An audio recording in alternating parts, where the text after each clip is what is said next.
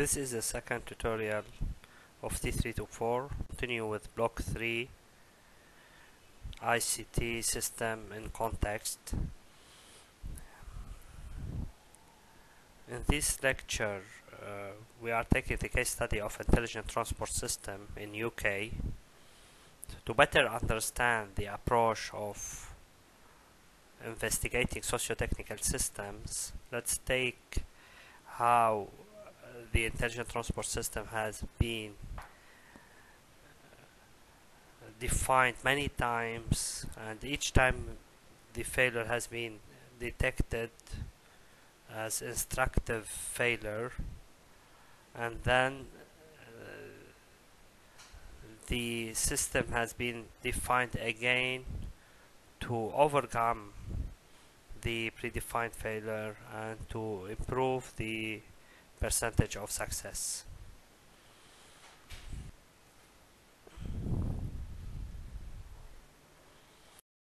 So the major objective of intelligent transport system is to tackle congestion, is to reduce congestion, okay, is to deal with traffic jamming. So we can read this publication, Tackling Congestion, at the link shown in the slide.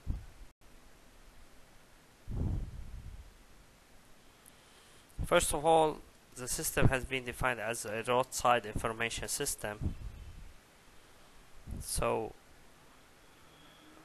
to investigate the reasons of failure of such system, I will apply the system approach that we have learned in the previous lecture. So, find out more about the roadside information system, draw a system map, add information flows to the system map, try to account for the failure. How we can do all of this? We should use the system questions as a tool to obtain the information necessary to achieve these 4 stages. So after applying this approach by the system questions, what are the components of the environments, what are the system input output, what are the flows between the functional subsystems, which people and the groups belong to the system, and many other questions, as mainly what basically the system do. Roadside information system, what is the basic information, basic purpose of roadside information system. So by drawing the system map, we can see clearly the different components of the system, and then the environment. We can draw the processes, the flow information between the components. Okay, more and more investigation can lead us to say that okay, the system can deliver accurate information, real-time basis, but the problem holds that the system is responsible only to deliver information and not to reduce traffic jamming. So let's define the roadside information system as a subsystem in a more global congestion reduction systems. So the congestion reduction system should contain other subsystems that could help to reduce traffic jamming. So they have think to introduce road pricing system.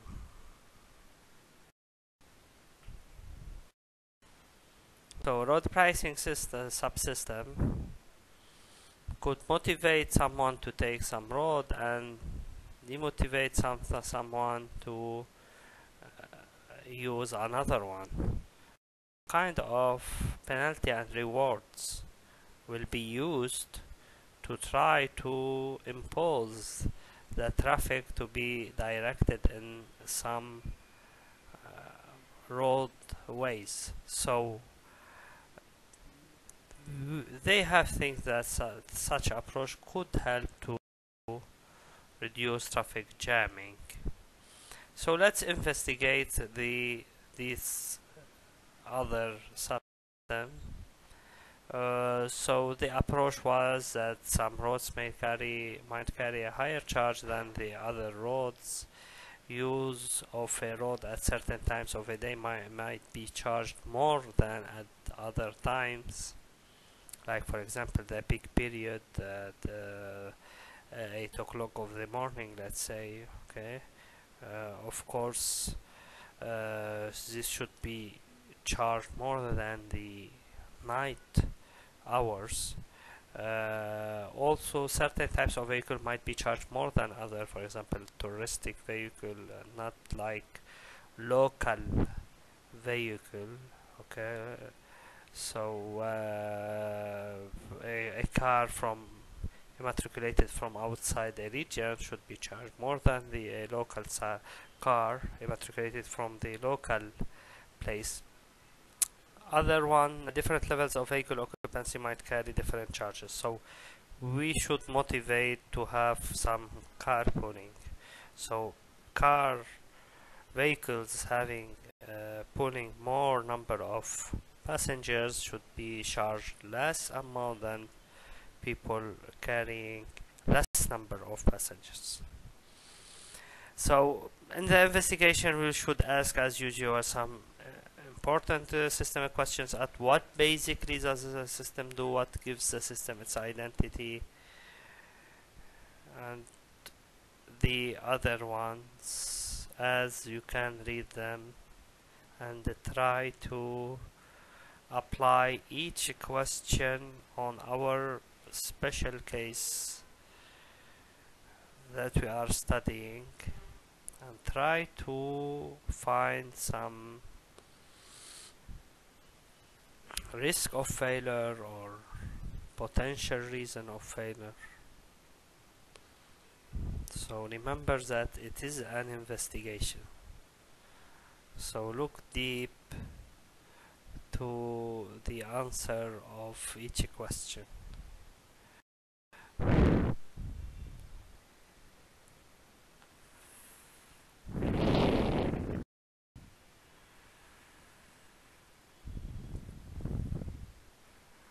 So the answer of these three questions is what basically the system do. It enables management of the road network. The main objective is to control congestion, which might mean reducing it or might mean holding it at current level.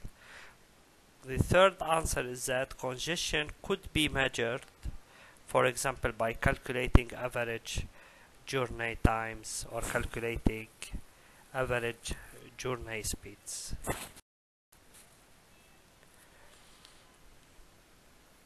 So what are the technologies used in such system? We have vehicle navigation system. We can use logs of vehicle journeys using GPS system.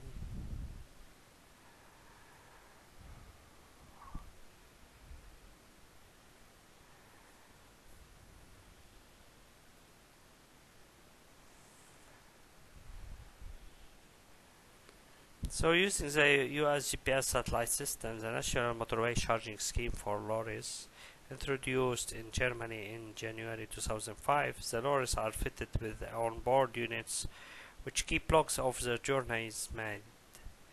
The vehicle's location is calculated by the on-board unit from data received from the US GPS satellite system. The on-board unit calculates the charges due and then sends this data together with the journey details to a toll collection center via the cellular phone system. Finally, a bill is sent to the lorry's owner or driver. Other way of tracking journeys might involve roadside automatic number plate recognition (ANPR) cameras coupled to the national database of vehicles, which record details of vehicles and their owners. Yet another possibility is for vehicles to carry a tag which carries identification details. These details are transmitted by a microwave to readers positioned at the roadside or overhead. Details of the vehicle's movement can be logged from the record of these roadside or overhead.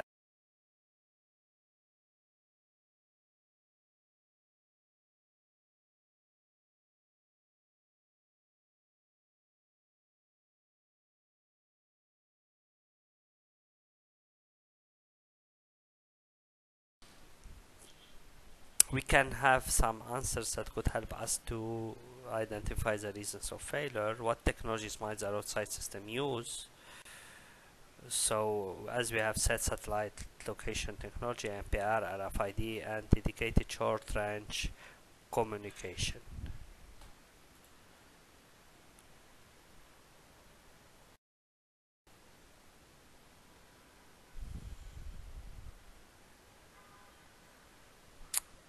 Other system questions: is the technology mature or novel?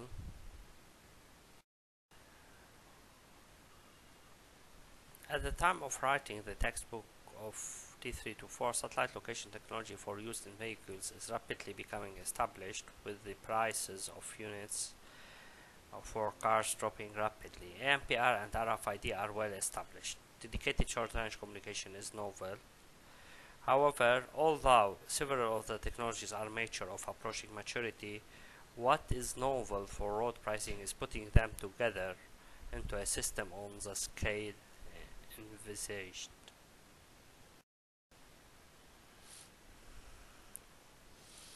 Other system question: is there reliability or safety issues? Concerning reliability issues, satellite location is fairly reliable, but there are potential problems with the limited precision available from the GPS.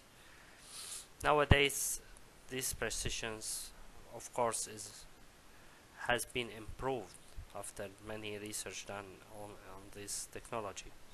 If two roads are close together, the system might not be able to determine which road the vehicle is on. So this was at writing time of the textbook. The European Galileo system offers higher precision, but at the time of writing is in development. AMPR is subject to error through misreading of the number plate. However, in a practical system, a vehicle's number plate would typically be read many times during a journey, so overall the reliability could be acceptable. RFID is very reliable. DSRC is still an unknown quantity at the time of writing, of course. In 2005, Sir Rod Eddington was asked by the UK government to examine the long-term links between transport and the UK economic productivity, growth and stability within the context of the government's broader commitment to sustainable development. His report, entitled The Eddington Transport Study, was published in December 2006.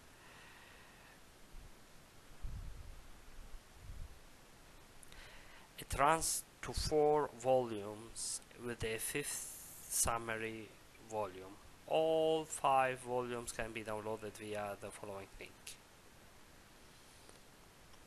However, the entire report is long, so shall concentrated on just the summary volume, even that is long, over 60 pages, so we should just direct you to selected pages.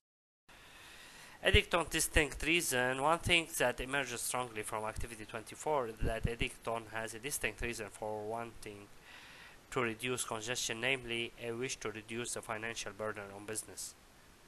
In addition, he wants transport to bear the true environmental cost of its operation. To achieve both of these objectives, he advocates road pricing, but as part of a sophisticated policy that would also include investment in roads and public transport.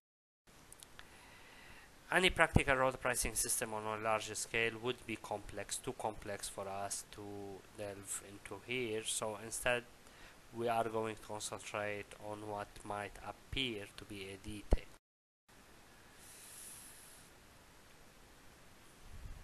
Read carefully the following scenario.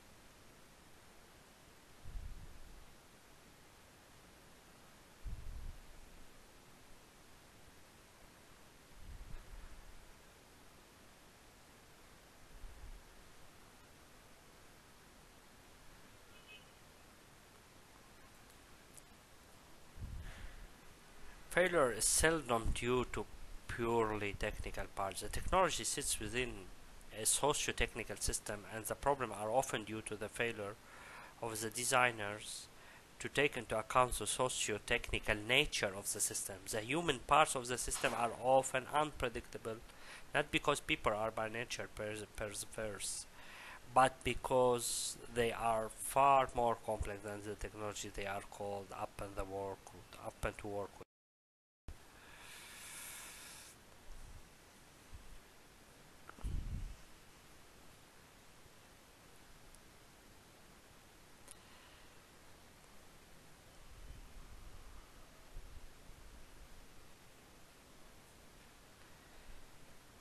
This is a part 2 of block 3 T324 ICT revolution and development. Basically, world can be divided into south developing countries, is often known as the South. North, mostly developed world, USA, Canada, Europe, etc. The challenges in the South are basically can be summarized into the following major points: limited resources and infrastructure. Livelihood for many people are constrained by very low incomes, lack of access to services, other dimensions of poverty and inequality. There are thus inequalities within the South, between South and North, within the North. One can see clearly the digital divide in the following examples collected from the World Bank. Concerning the fixed line and mobile phone subscribers per 1,000 people, and the number of internet users also per 1,000 people. So as you can see that for people having low income, we have as few as 3 people having internet access per 1,000 and 25 having fixed line and mobile phone per 1,000. So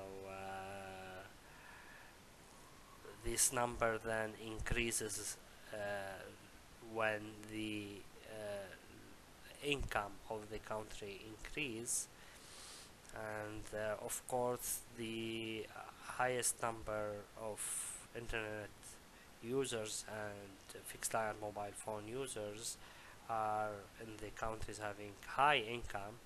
Other observation can be made is that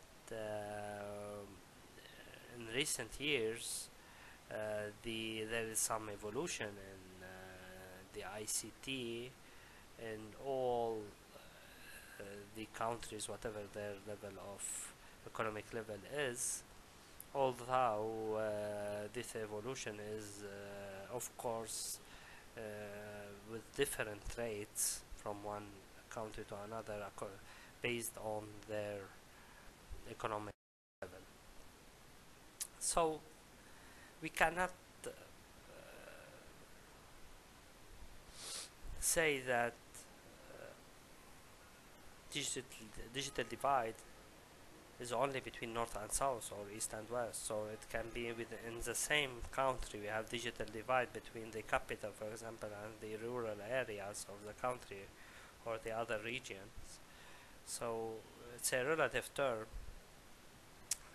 that is very important to be studied nowadays with the evolution of technologies, to see which gap exists between the different regions or countries in these evolutions in terms of mobile phone, landline phones, internet usage, and many other ICT systems.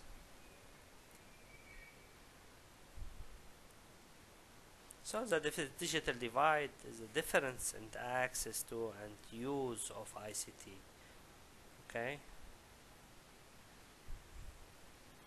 between different area.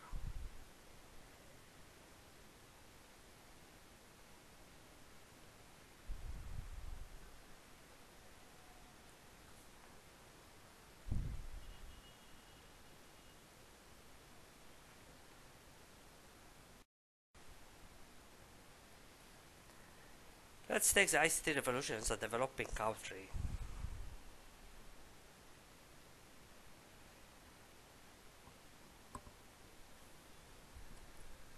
There are huge differences in people's access to the different technologies and in the constraints confronting their use. The constraints include connectivity. In the developing countries, the constraints include the connectivity, the network connectivity, for example,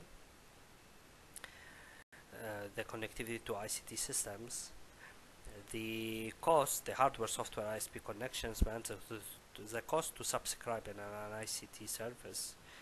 And the third constraint is a different literacy and language requirement of different technologies.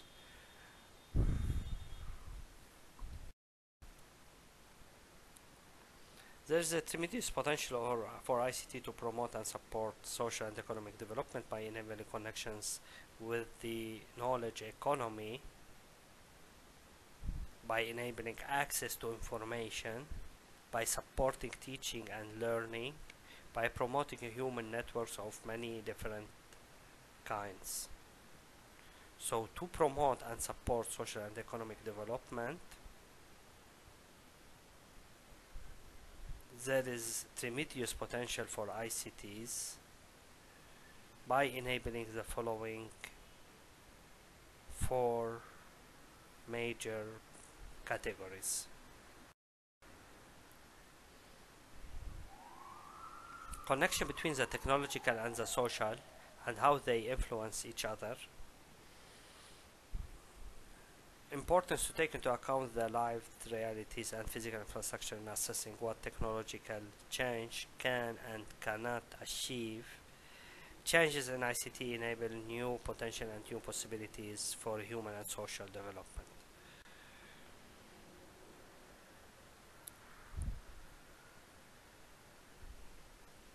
What are the benefits of the ICT revolution? ICT affects all countries and every aspect of life.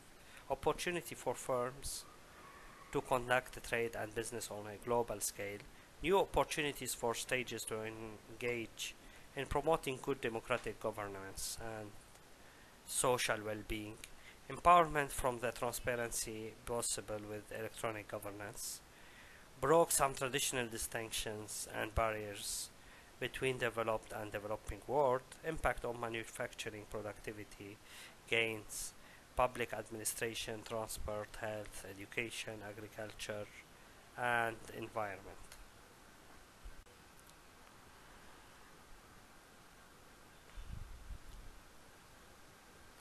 The challenges of the ICT revolutions are emergence of international government system.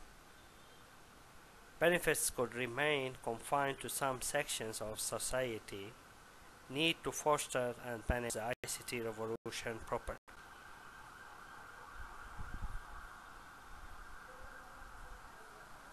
So as we have said, ICT should be linked to the social economic development because it has a tremendous benefits for economic development.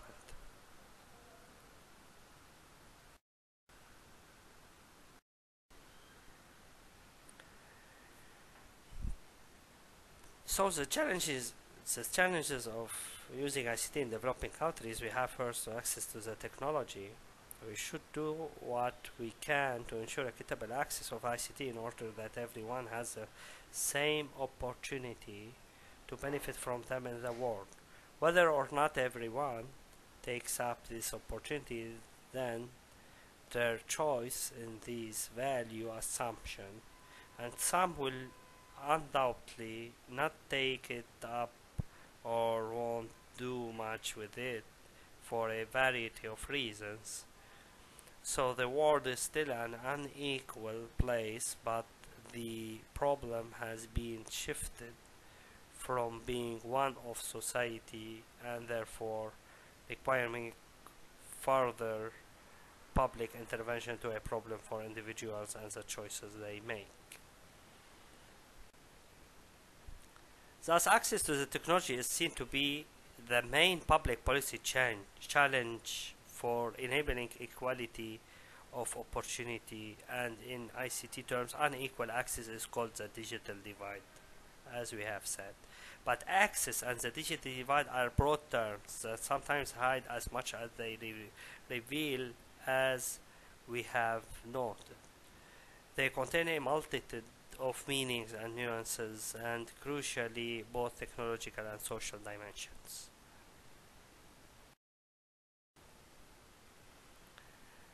So the challenge of access to the technology can be expressed in terms of infrastructure. So internet connectivity issues, for example, technologically access to the infrastructure is still an issue in large parts of sub-Saharan Africa and poorer countries elsewhere in the world, especially for internet connection. Sometimes the infrastructure does not exist locally. At other times, the quality of the internet connection is poor in terms of bandwidth, and so connecting is a major challenge and time cost. Submarine fiber optic cables are crucial.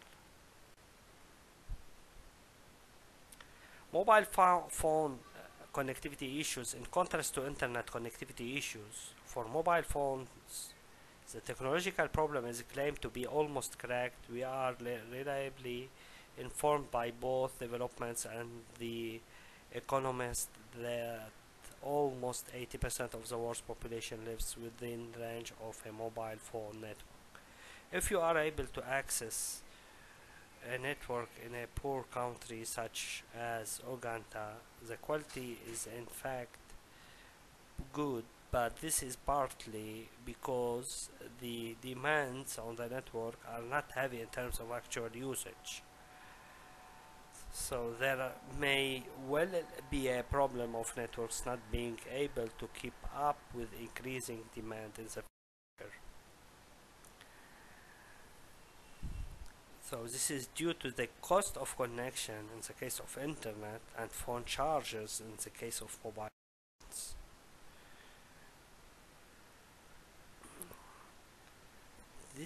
This lead us to define the concept of opportunity cost in pure communities. Careful thought obviously has to be given about where to apportion scarce financial resources. Keeping up to date with ISP payments may be at the expense of not paying for something else, which might offer greater opportunity for livelihoods. Economists would generalize this by saying that every investment, whether in time or finance, has an opportunity cost.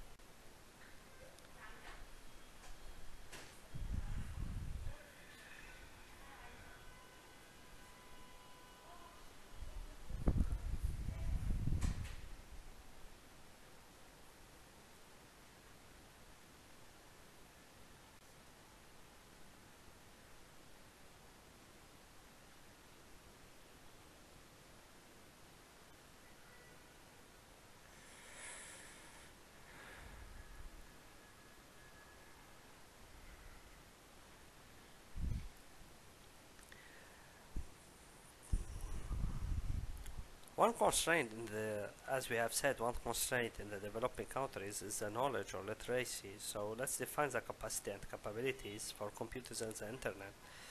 A combined technological and social issue is that of access in the sense of capacity and capability to use the technology. For computers and the internet, there is a technical issue of computer literacy, but there is also the opportunity cost of investing in such literacy. Another capacity and capability issue concerns literacy in English, the language of the internet. At a deeper level, people need the capacity and capability to communicate in the particular ways that emails and computer conferencing demand. They also need the capacity and capability to sift, make sense of, edit, judge, and so on the information they received via the internet. This has led many people to argue that the digital divide is but one manifestation of a wider divide that they call the knowledge divide.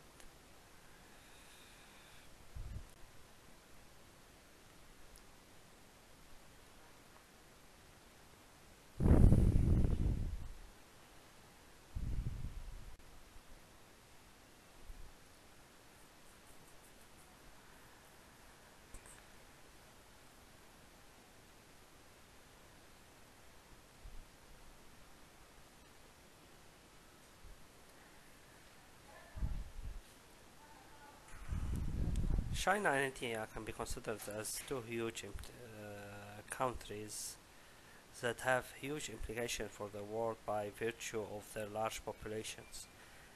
This belongs to the BRICS countries, the family of Brazil, Russia, India, China, and South Africa, which are the countries that are predicted to be major economic powers of the futures.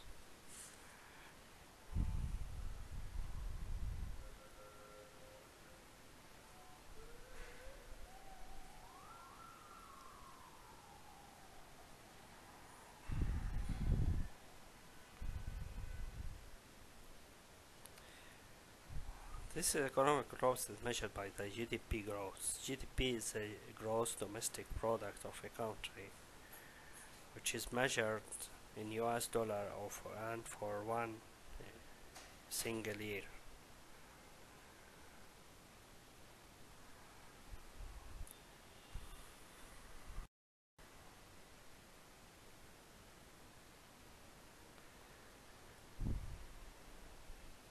Read carefully this example, which shows a good experience for the developing country to learn from.